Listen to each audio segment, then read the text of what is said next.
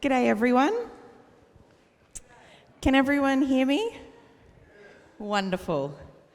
Thanks so much for coming out this evening. My name's Ebony Bennett. I'm Deputy Director at the Australia Institute, and we're so delighted to be here in Perth, and I want to thank you all for coming along this evening. I did just want to say that the Australia Institute is a think tank based in Canberra normally. We don't always get to come across to Perth, but we try and make it out here as often as we can. And we're just so delighted to be here and that you're all joining us here this evening. We think it's really important that the public is involved in bringing big ideas into the public policy debate. And that's part of the reason why we're so delighted to be hosting Professor Joseph Stiglitz for an Australian tour here. He's done sold-out shows in Sydney, Hobart, Melbourne, Canberra, and now Perth. And it's been an amazing experience. But before we get going this evening, I'd like to welcome to the stage Brett Collard, who's going to do the Welcome to Country. Please welcome Brett.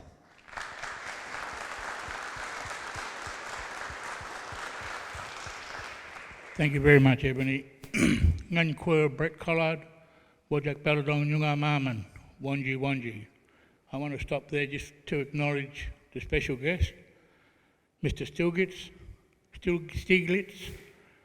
I've never met a man with his honour, and it's lovely to come across someone who's won the awards that he has. It's the first time for me, and I just want to welcome Mr. Stiglitz and Ebony and the crew from Canberra here to Nyunga Budja, Nganjurb and Balaban Kulin Pukalya, Canberra, America, Yining Nichi Nyunga Budja, Burraloo, Perth. Nganmurt, Yining Midland, Burraloo, Walyarap, Kura. Nganmurt, Collards, Bennells, Maguires and Shores. My family grew up along the Swan River from Midland to Perth to Fremantle many years ago. And our family still lives in the vicinity of the Swan River. For many years they travelled from here to Brookton, to Midland, visiting family all around. I just want to say that our family's been around for many years. Collard is a really big family in Perth, and some of you may know some of you may not. But it's truly an honour to be here, and I'm going to ask the good spirits to come in and welcome and drive out any bad spirits that might be here to make it a wonderful evening for you to enjoy. So Shuai Warrawin, Muriup Murichwin, Barmin Warrawin, Shuai, Balai, Aloha Bulyaka, Marmanira Kuling, Barringin Warrawin, Kuling Kuranup. So I've asked the Almighty to come and take any bad spirits away from here so you can enjoy your evening, questions and answers I think it might be. And I've only learned a little bit about Mr. Stiglitz. I think he won one award for economics and one for the green. No, I've lost it. Sorry. But anyway, I just want to quickly share that, funnily enough, I was having a yarn with someone this morning about the way the world's been going with the climate change, that's the word. And the word that I brought up with this person, I said, I remember watching a movie when I was a young adult, called The Never-Ending Story. And the penny dropped. I said, yeah, that's exactly how things were heading. And I hope your fellows' questions and answers tonight satisfy you and get the answers, especially on climate change. It is so important. Otherwise, it's going to be like the never-ending story. Things are just going to start falling off the earth. Trees will stop growing. Water will dry up. It's so important that we know where we're heading, because when we don't know what to expect. So thank you very much, Ebony, for having me come here tonight and do the welcome. Thank you, people. And thank you to Mr. Joe. I hope you have a wonderful stay while you're in Perth. Thank you very much. Thank you.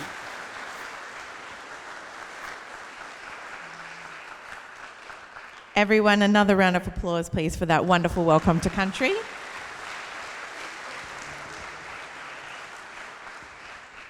Thank you so much, Brett, for such a warm welcome here. I am really delighted to introduce our special guest here this evening. As I mentioned, the Australia Institute is bringing out some of the world's biggest thinkers for our 30th anniversary in 2024, and they don't get bigger than Professor Joseph Stiglitz. He's a Nobel Prize-winning economist, former Chief Economist of the World Bank, and a best-selling author. And you might have spotted that his books are for sale just downstairs from our friends at Boffin's Books. And after the event this evening, he'll be taking some time to sign books as well. Professor Stiglitz is an economist and professor at Columbia University Business School, as well as co-chair of the high-level expert group on the measurement of economic performance and social progress at the OECD, as well as being, I'm sure in all of his spare time, the chief economist at the Roosevelt Institute. He was awarded the Nobel Memorial Prize in Economics in 2001 and was a lead author on the 1995 Intergovernmental Panel on Climate Change report, which shared the 2007 Nobel Peace Prize. He was also the recipient of the Sydney Peace Prize in 2018 for leading a global conversation about the crisis caused by economic inequality and exposing the violence inflicted by market fundamentalism. His new book is out, and that's the one for sale. It is on the road, it's called The Road to Freedom, Economics and the Good Society. And can you please all join me in giving a big warm welcome to Professor Joseph Stiglitz.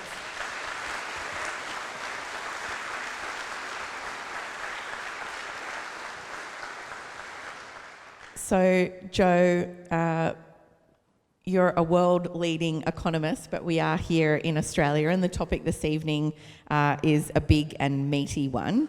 So, to set the context for everyone here, Australia is obviously one of the world's leading economies, but we're also the third largest exporter of fossil fuels in the world and one of the world's largest exporters of gas. Gas production in Australia has tripled since 2010, and around 80% of the gas we produce is exported, just over half of it royalty-free. In the past 4 years, Australia Institute research shows that $149 billion worth of LNG was exported from Australia royalty-free, and here in WA, it was worth $111 billion. So, Joe, is Australia getting a fair return from the gas industry? Yeah. A question like that we call in America a softball question. No, if you're giving away your natural resources, you're not getting any return, let alone a fair return. You don't have to do a fine calculation. Zero is too little. And let me make it clear, there's a difference between taxes and royalties. Royalties are what you get for selling your resources.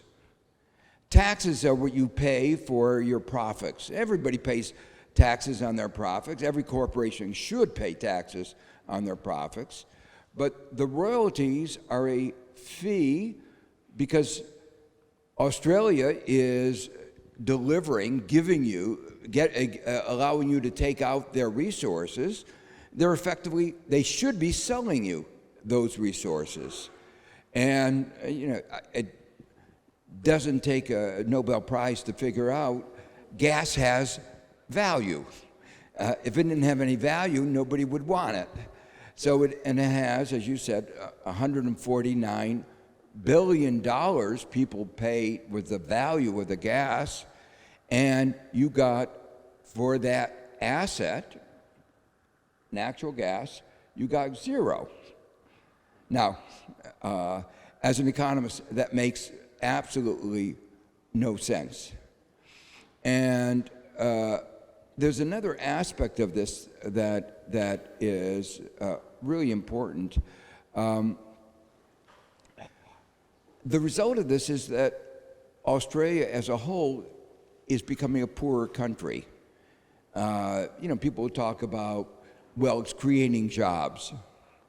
The number of jobs has been calculated that is created by the production of gas and the whole production line is under 17,000. There are more personal trainers. There are more, 17,000 is really a small number. So yes, it does create jobs, but it's minuscule compared to almost any other sector of the economy. So you're giving away the resources, you're not creating any jobs, but if you thought of Australia like a company would have a balance sheet. A balance sheet means you look at your assets and you look at your liabilities. The assets are assets below the ground and the assets above the ground. The assets below the ground are gas, oil, iron ore, the other natural resources, and then the value of the land. And then above the ground are assets like your buildings and your human capital, your educated labor force. Well, if you take the assets that are below the ground and you give them away, it's pretty obvious you have fewer assets below the ground. And in your balance sheet, unless you have more assets above the ground, you are a poor country. And so in this particular case, you're taking assets below the ground, you're getting zero for them. And so in that sense, Australia is a poorer country for having given away these resources. A poorer country, that's depressing enough as it is, but it's a very highly profitable industry at the moment, and there's some global reasons for that. Obviously, Russia's war on Ukraine has had a huge influence on energy prices. In the wake of a big economic shock like that, how would you advise governments to respond generally, or how would you expect governments to respond when you see a big shock like that in terms of price rises? So I've argued that when you have a big price shock, like the Ukraine war, that's a windfall profit. And when you have windfall profits, you should have a tax on windfall profits. Now, that particular shock had the effect of raising the cost of living to people all over the world, including in Australia.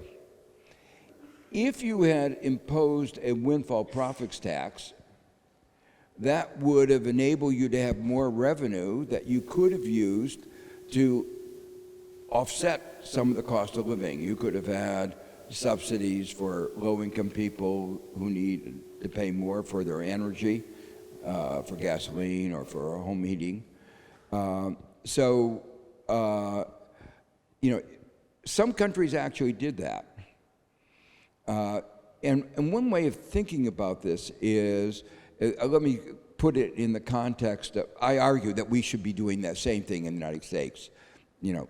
Exxon made off billions of dollars of extra profits, and when you think, and those billions of dollars of profits, the CEO of Exxon got a big paycheck in the millions of dollars, and you ask the question, was he responsible for the extra income that Exxon was earning?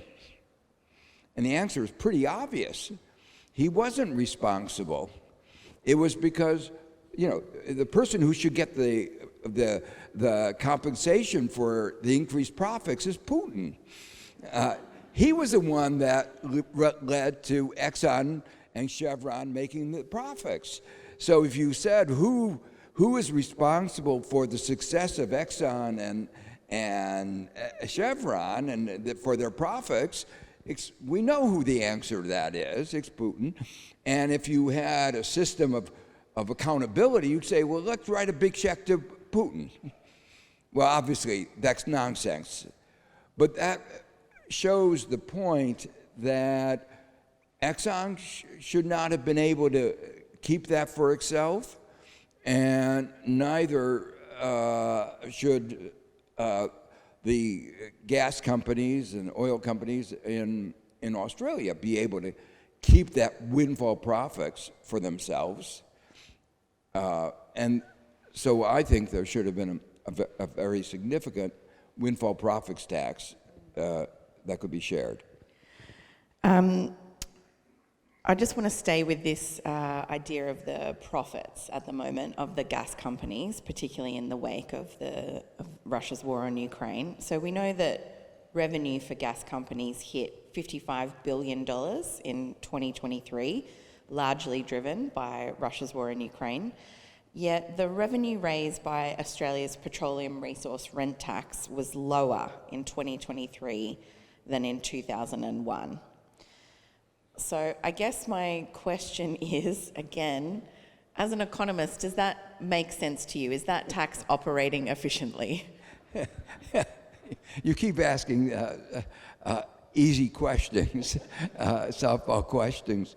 Obviously, any reasonable tax system would have said that if prices are going up in that way and costs are not going up anywhere commensurately, your profits should be going up. Now you have to understand there's a difference between true profits and the profits that you record when you send in your forms to the tax authorities. And the multinational companies have really become experts in tax avoidance. Globalization has a lot of virtues. We can buy goods produced all over the world. But globalization has some downsides, and I've written about some of the downsides of globalization. But one of the downsides of globalization is that it has created enormous opportunities for tax avoidance. And our multinationals have become really skilled in this. And it's not only the gas and oil companies. You think of the tech giants like Apple.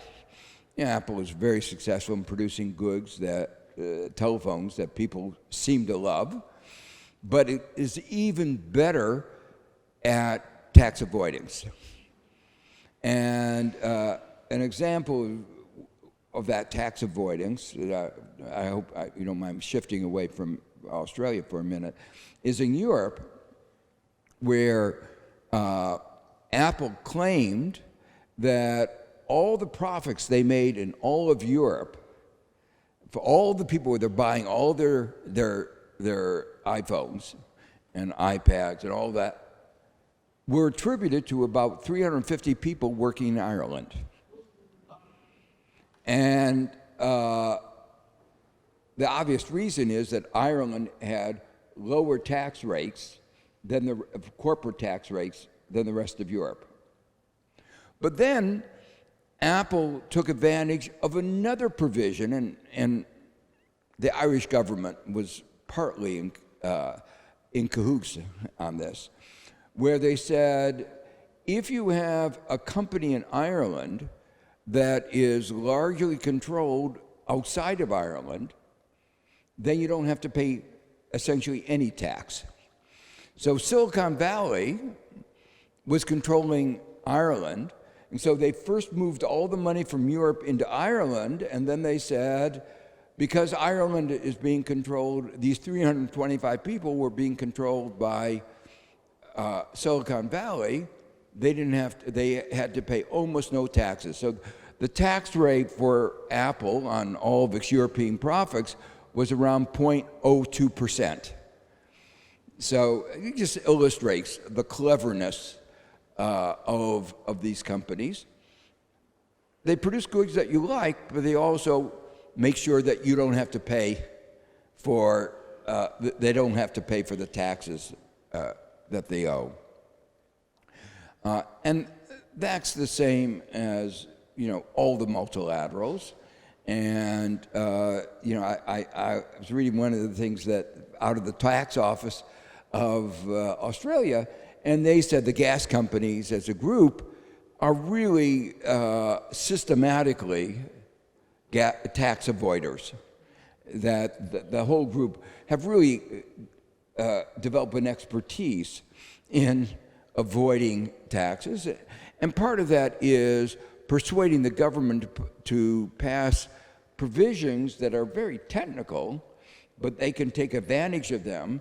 And in that case, they're talking about avoiding paying the production tax that they should be paying.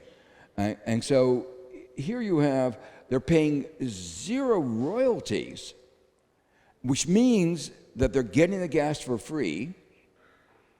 They're selling it abroad at this huge price, partly because of the Ukraine war, and then claiming, oh, I'm sorry, we don't have very much profits. If that were really true, they should be out of the gas business. But that they've been trying to tell you that it's a great business, and it is for them a great business. The question is it a great business for Australia? And are you getting your fair share of this valuable asset that happened to lie beneath your ground? Yeah, that leads me on to my next question, because obviously what we're talking about here this evening is missing revenue, either for state governments or for the federal government. And Australia, like many places around the world, has faced high inflation recently. A lot of people are really struggling with the cost of living and making ends meet. Yet very often we hear in the media and oftentimes from government that we can't afford to fix the housing crisis, or we can't afford to tackle climate change, or we can't afford to increase unemployment benefits above the poverty line, for example. So I wonder if you could just talk there a little bit more about what it means that Australia is foregoing if we're not capturing the value from these resources. What are we missing out on? I mean, obviously, a 21st century economy needs to spend a lot of money collectively, not just individuals, but there is really need for government to spend money, collective action. And let me divide it into a couple categories. One of them is that the real strength of a 21st century economy is not really going to be based on oil and gas. I mean, beginning in 2050, the world is supposed to become carbon neutral, so that won't even be an option. What a 21st century economy is based on knowledge, the service sector, the care economy. And, example I already mentioned was that there are less than 17,000 gas workers. That's not going to give employment. The gas sector is not going to give employment to the millions of people in Australia. So you have to have another basis. And that means, for instance, you have to invest in research, educational institutions, invest in the care economy. You need revenue for that. And obviously, if you're giving away your resources for nothing, and if you're not taxing the profits that's generated by this obviously profitable activity, then you don't have the resources that you need for a 21st century economy. It's not just that.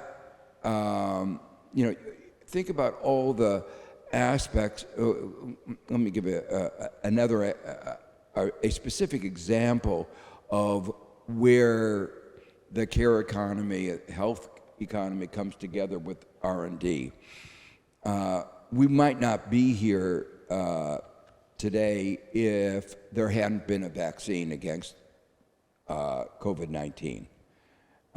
It's still going on, unfortunately, but just think of how bad it would be if we didn't have a vaccine and this disease had spread. Well, how did we get the mRNA vaccine? It just didn't happen. It didn't fall out from the heaven. It was based on a lot of research that was done in universities like the University of Pennsylvania, and that research required government spending. And government spending requires taxation. And that, or getting revenues from the sale of your assets, like gas or iron ore. And that's just an example of why these revenues are so important. Just to link it with my book, The Road to Freedom, one of the points I raise in that book is this is a case where a little restraint, i.e. forcing people to pay a little tax, has actually enhanced our freedom. Because without that tax, we wouldn't have the vaccine. Without the vaccine, we might not be alive. And so which is more important? Paying a little extra tax so that we do the basic research that gives us that enables us to live? Which is more important? The restriction from that taxes entail, or the freedom to live? And I think most reasonable will say it's more important to be alive than to face the restraint of the taxation. So that's why I try to, one of the main themes of my book is to try to bring out what do we really mean by the concept of freedom. So that's one set of issues where it's clear that we need public resources.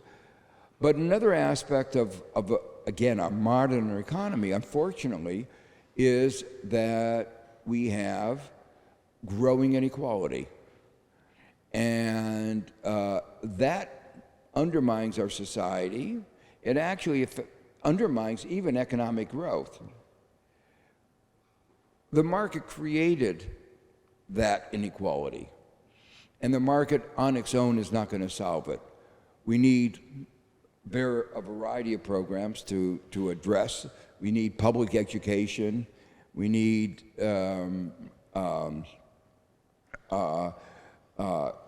programs to make sure that people have access to health care. And so you need all these public programs to prevent the growth of inequality with all the divisive effects it has. And, you know, I know many of you look aghast at the political developments in the United States. I do too. But an important part of those political developments, the polarization that you're seeing, the growth of somebody like Trump, the fact that he got some 73 million votes in 2020, all of these are you know, unpleasant facts. At least part of it was that the growth of our inequality created a fertile field for the growth of a demagogue like Trump. So if you want to preserve democracy, you also have to deal with this. And finally, another major problem that we face today is climate change. And our welcome mentioned climate change, and it's real, and we're feeling the consequences.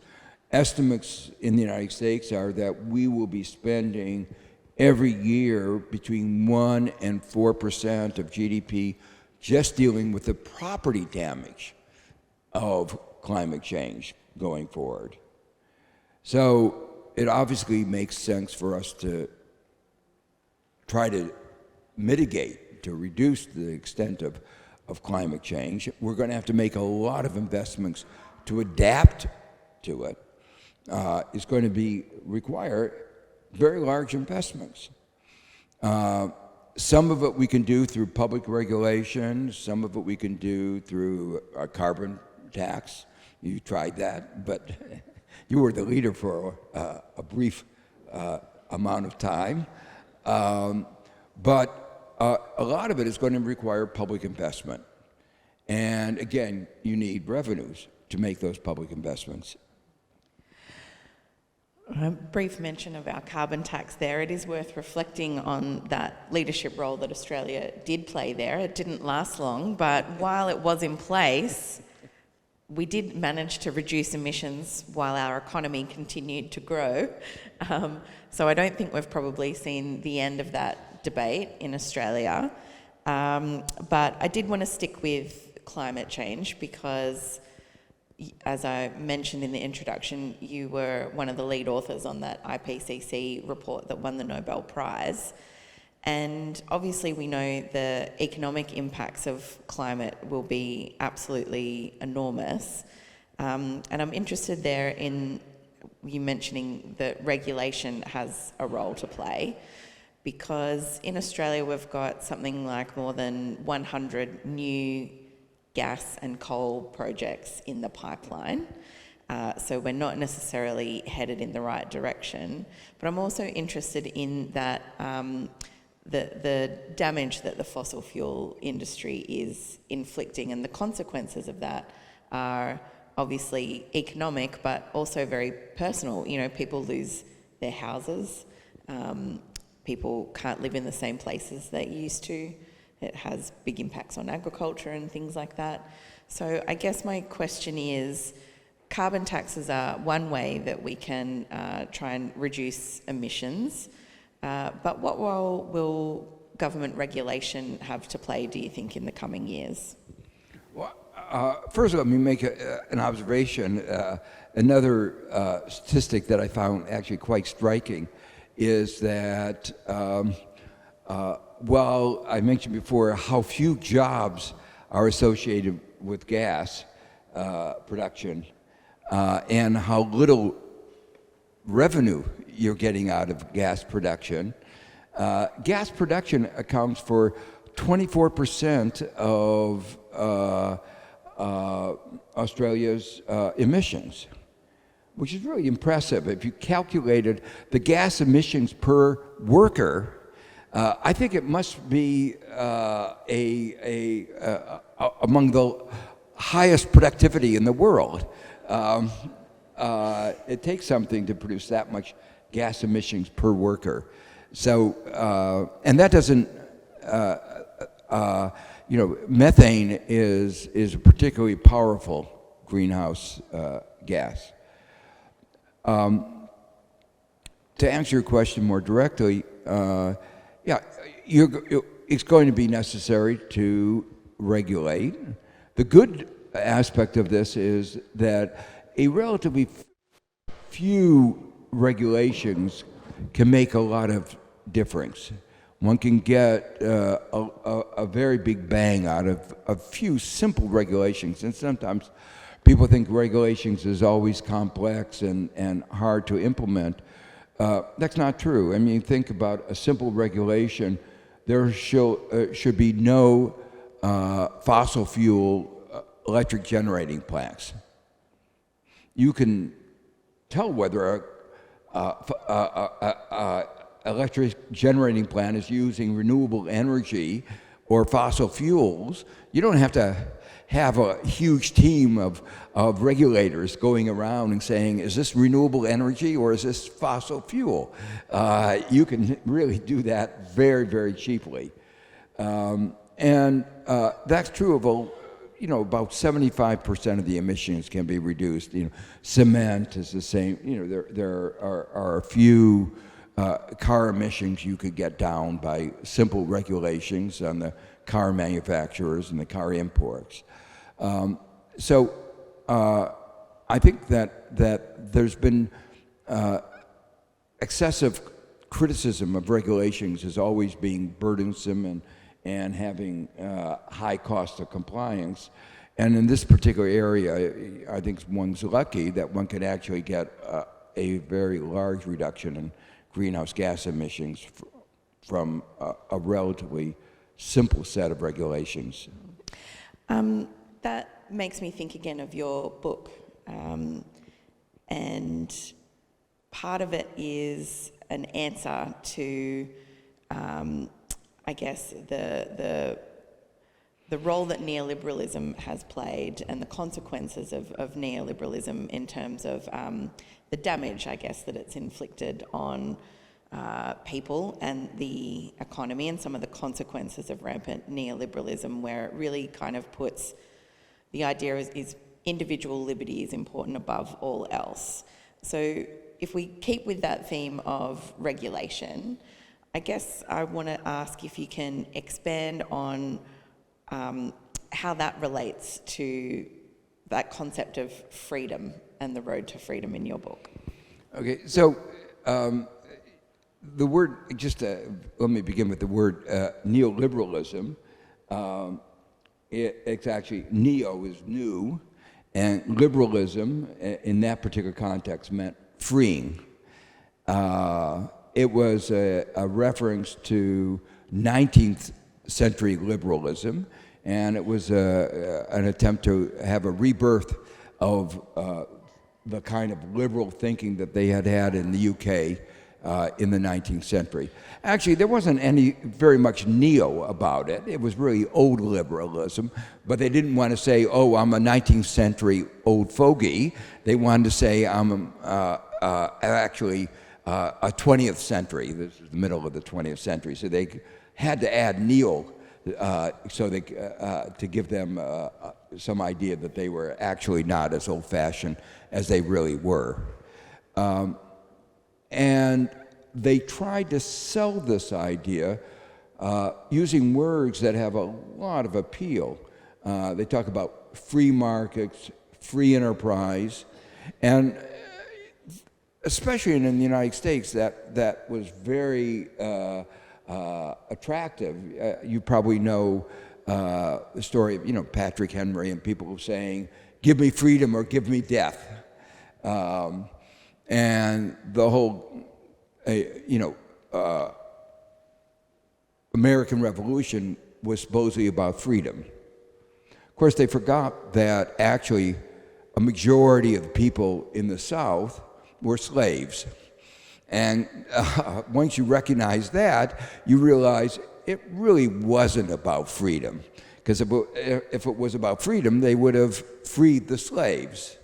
It was about who was going to rule the country. Was it going to be ruled from Westminster in London, in the UK, or was it going to be ruled by the aristocrats in the United States? And the aristocrats in the United States thought it was much nicer to be ruled by them than by King George in England. So it was a political revolution. Which aristocracy, which plutocrat was going to rule the country? It was not about freedom. And Americans are finally beginning to realize this, and obviously it's a little bit disconcerting to realize that the founding myths were actually myths. But in terms of free enterprise and free markets, ideas that were sold very strongly by people like Friedrich Hayek, who's, the title of my book is a riff off the title of his famous book in 1944, where he wrote a book called The Road to Serfdom. And his book was written right after the Great Depression, where 1 out of 4 people were out of jobs, and Keynes had explained that government intervention through fiscal and monetary policy could restore the economy to full employment. And in the Nordic countries, there were experiments with the welfare state, and England was about to adopt the National Health Service. So he wrote this book. He was afraid that this expansion of the role of the state would lead to fascism.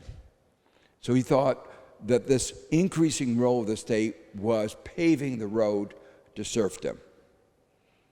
Well, 75 years later, we know that that it isn't because of governments doing too much, it's governments doing too little, that we see the growth of authoritarian populism like we have in the United States and in Brazil and in Hungary and these countries. So the real problem is not, in those countries where the government is actually doing what it should be doing, maintaining full employment, providing welfare state, these are the countries where there's the most stable democracies and the strongest. Now, there are obviously groups, even in these countries, that are on the extreme nationalist and on the right, but overall, the strongest support for democracy occurs in these countries where they have the strongest collective action for dealing with societal problems. One of the arguments that Milton Friedman, who is the other, god of the neoliberal, was that you need the real. He tried to argue that the real point of economic freedom was that it was necessary to political freedom. And we should be clear that Milton Friedman was not really concerned about political freedom. As soon as Pinochet took office, in Chile, killing tens of thousands of people, he rushed down to Chile to help Pinochet. So he had no qualms about that. And he then used that dictatorial regime to implement his so-called free market ideology. And it didn't work out very well. Chile then had the deepest downturn because they had free banking, and what happened with free banking in Chile is what happened in the United States with deregulation. You gave the banks more freedom, and what did they do? They engaged in predatory lending, abusive credit card practices, and most importantly, excessively risky lending that led to the collapse of the financial system. But then what happened? We taxpayers had to bail them out.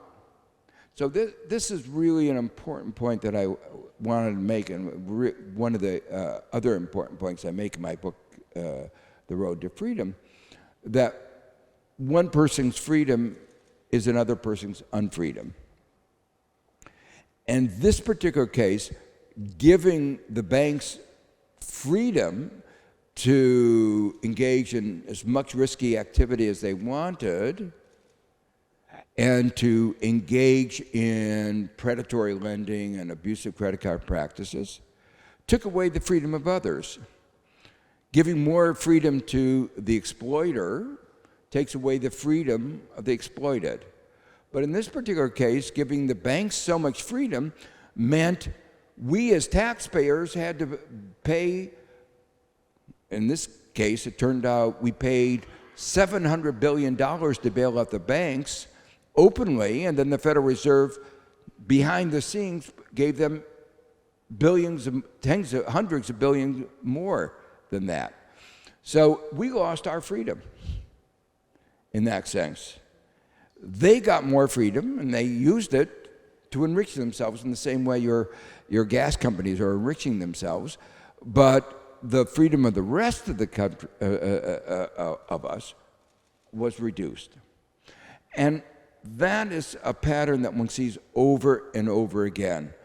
One person's freedom or one institution's freedom is the unfreedom of others. Isaiah Berlin, who was a great philosopher at Oxford, and actually the college that I was in when I was at Oxford All Souls, put it, I think, very well when he said, freedom for the wolves has often meant death for the sheep. And in the United States, that metaphor is a little bit too poignant because freedom for everybody to carry around AK-47s, which the Republicans take as a basic human right.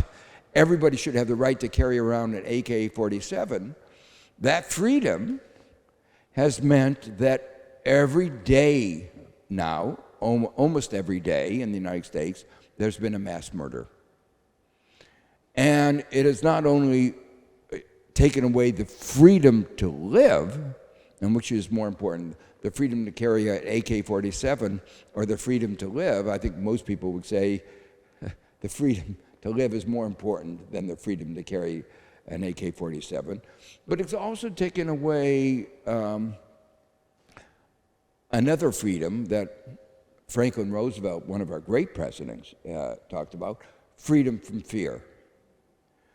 Because of this daily assault, children as young as in kindergarten and first grade have to be trained on what to do when somebody comes into their classroom with an AK-47. So they have exercises in their class, how to respond to somebody coming into your, how to hide, go under, what to do. And parents worry about, will their children come home from school that day, or will somebody come into their school and spray bullets around the classroom? So we've lost now, we've given people the right to carry the AK-47s, but we've lost the freedom to live, and we've lost the freedom from fear.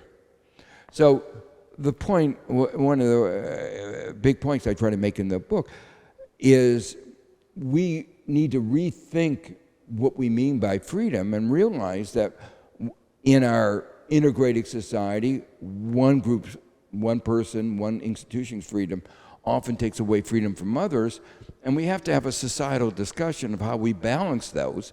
I think if we had those societal discussions in an intelligent way, in the case of the AK-47, we all would have come up with the same answer. I don't think and that's true of a lot of the other issues, vaccination, masks, a lot of the issues that our societies face.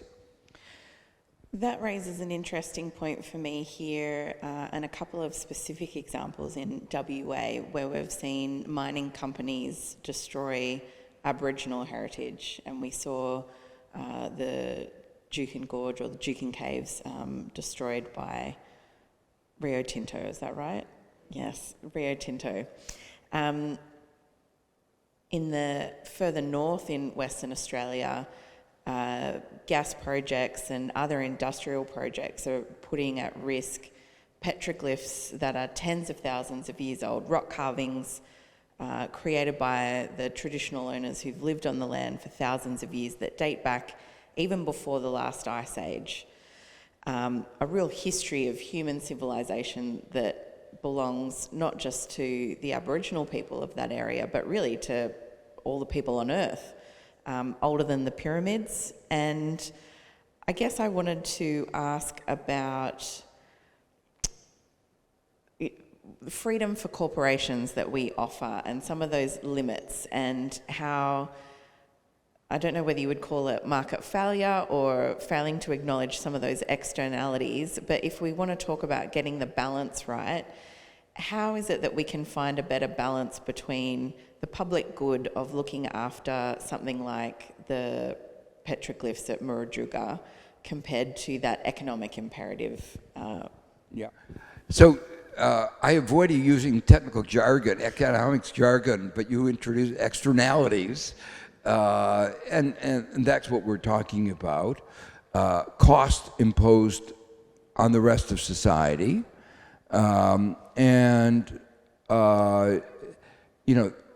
they're pervasive, and when they become important, you really need, goes back to you need regulation, you need ways of curbing the action of corporations. So, we've already talked about one important externality, that carbon emissions, which causes climate change, from which we all suffer. Their incentive on their own is to minimize their costs. Again, I mentioned Milton Friedman.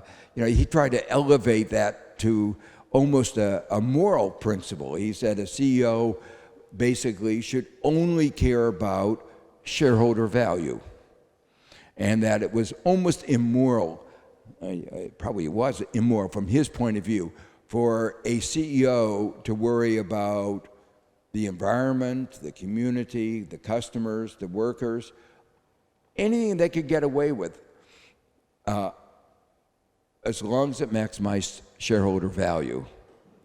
And sort of, I joke about that, and I teach some of my teaching I do in the business school at Columbia, and I joke that, but it's not quite a joke, that what we teach our students is to maximize shareholder value, but keep out of jail. So do whatever you can, as long as it's within the law. And Trump is a good example where he's figured out, he's violated the law, but figured out how to stay out of jail anyway.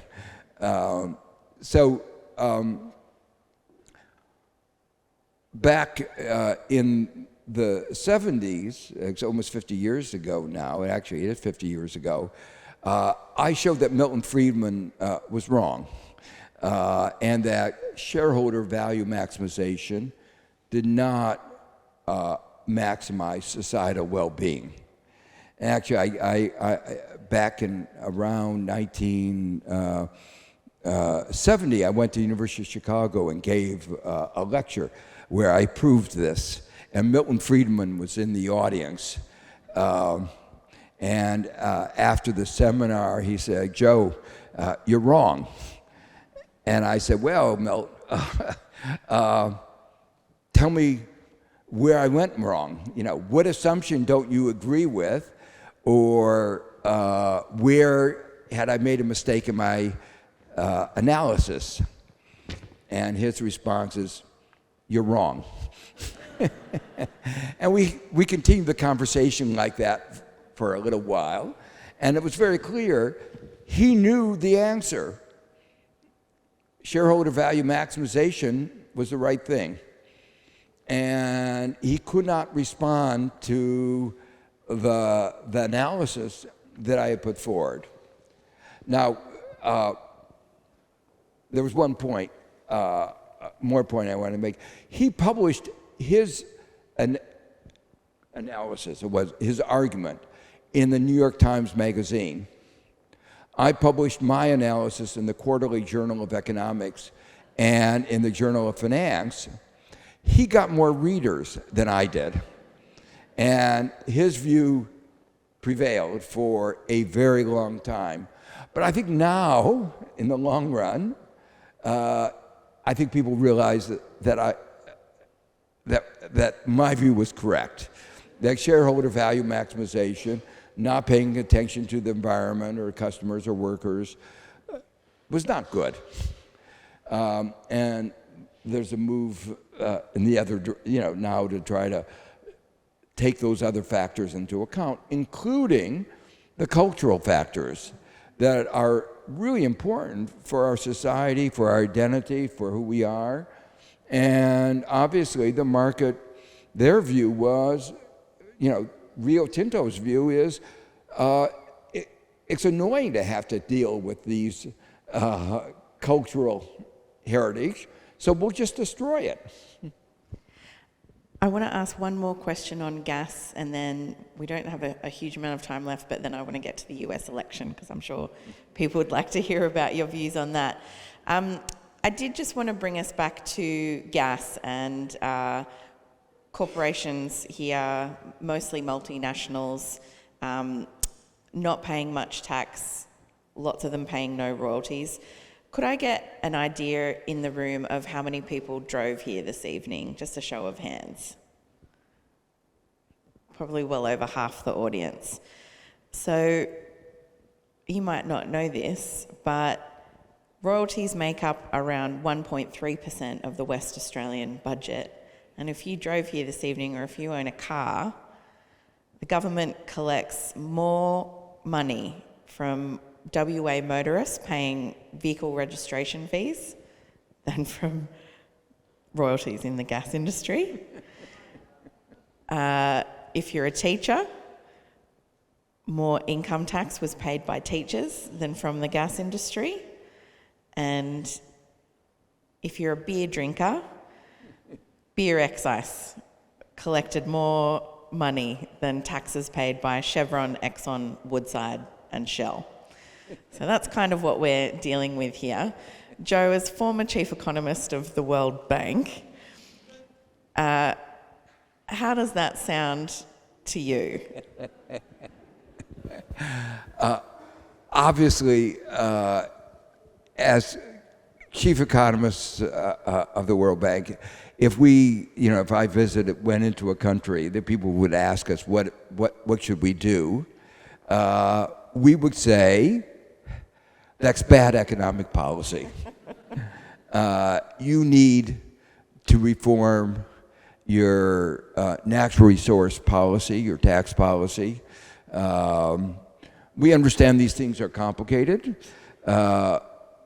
We would refer to it as either special interest or corruption, and they're often mixed together, but something is going on that is not in the national interest, very clearly.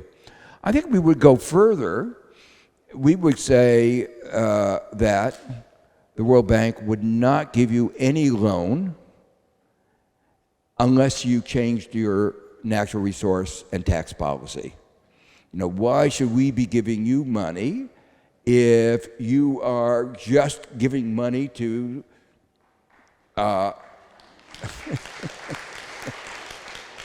and you should remember, particularly for Australia, most of the money that you're giving away to these gas companies are foreign gas companies. Now, as an American, I have to say thank you. Most of the gas companies, a very large portion, are American. And even your Australian gas company, Woodside, I think I've seen data saying something like 24% of the shares are owned by Americans. So even though and a lot of the other is also owned by foreigners. So even though it's, quote, Australian, that doesn't mean it's owned by Australians. So as an American, we need foreign assistance.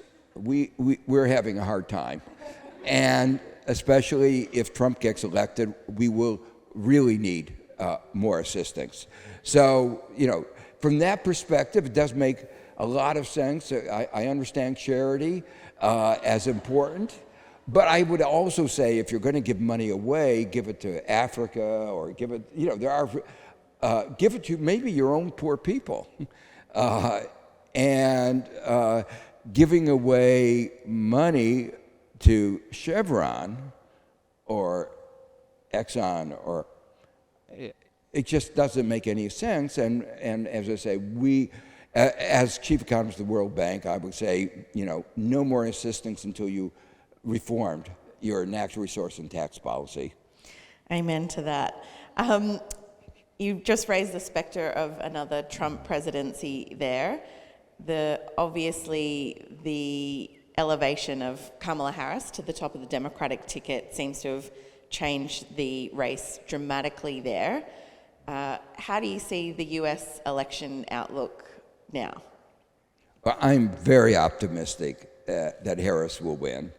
I think everybody has seen the enthusiasm of voters of the Democratic Party. They've really united behind her. She's done a fantastic job, and one of the things that and the donors have come up in support. That aspect is one of the unattractive aspects of American democracy, but within that dysfunctional democracy, she's doing very well. So you probably saw that in the first 2 days of her Biden stepping down, she raised $200 million, American dollars, which are worth more. So, and that's a lot of money in anybody's terms. And this election will cost in the billions. An election shouldn't cost that much. You have a lot of features of your democracy that really we should be emulating, and it's one of the things I found very interesting during the visit. But one aspect of Harris that I find, of the response to Harris that I find particularly encouraging is the response to beliefs about how well she's going to manage the economy.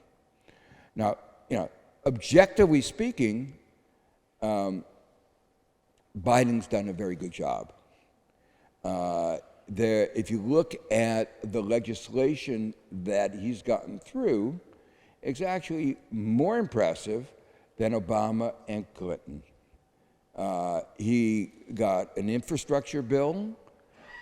He changed, he got in the initial recovery package from the pandemic, he put in social legislation that was really good. We reduced our childhood poverty in 1 year by 40 to 50% from, admittedly outrageous level of 20% of American children grow up in poverty in a rich country. And he reduced it down to almost 10%. So, these are achievements. We now have an industrial policy, the CHIPS and Science Act, to address the problem of resilience that we obviously didn't have, as shown in the pandemic, where we couldn't we couldn't even make masks, let alone complicated things like a ventilator. And we're totally dependent on Taiwan for chips, and so we know that we're very vulnerable. And he finally began the transition to the green economy with the IRA. It's called Inflation Reduction Act, but it's really a green transition bill.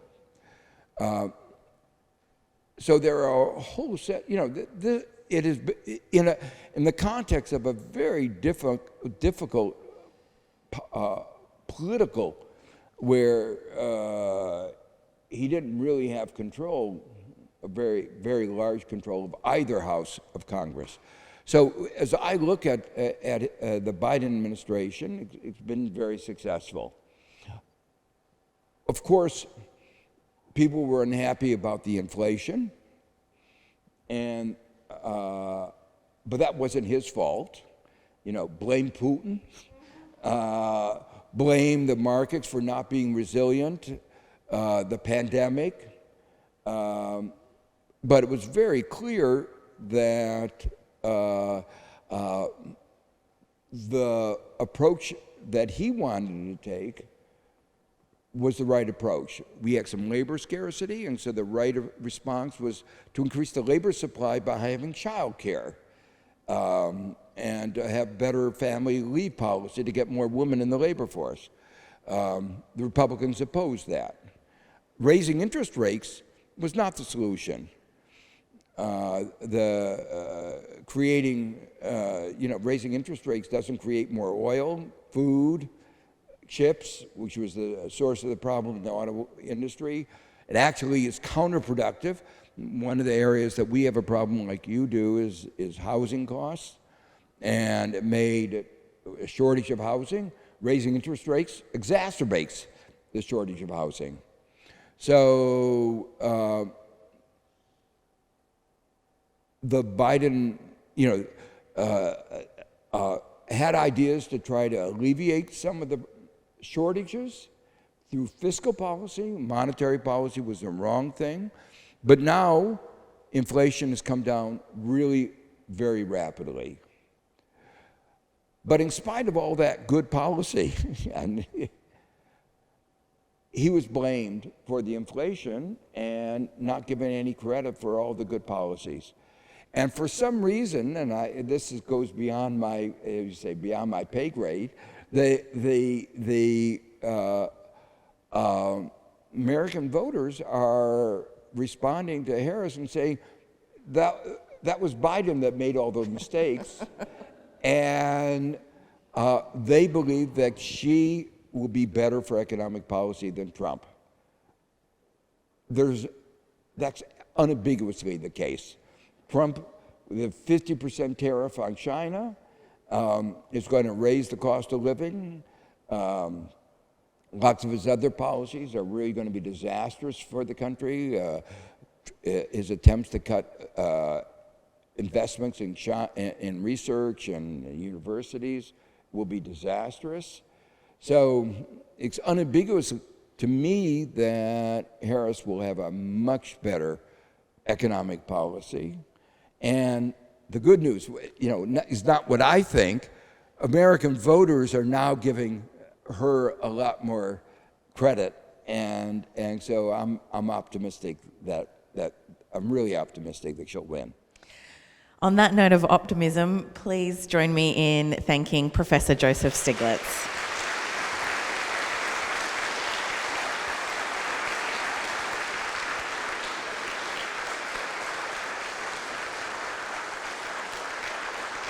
Thank you very much, everyone, for coming this evening. Just a reminder that Joe will be signing books downstairs in the lower foyer in just a minute. If you catch him on the way down, I'll just please ask you to let him pass by so that he can get down there and sign books for everyone. I want to thank you all for coming this evening. If you aren't already a supporter of the Australia Institute, please head on over to australiainstitute.org.au and sign up to our newsletter, to our other events, our webinars, and don't forget to subscribe to our podcasts, Follow the Money, where we explain economics, policy and politics in plain English, Dollars and Cents, as well as our new podcast, After America, which is looking in detail at the US election. Something for everyone there. Thank you so much for coming out this evening. Thank you so much, Perth. We'll be back here again very soon, hopefully. Have a great night. Thank you.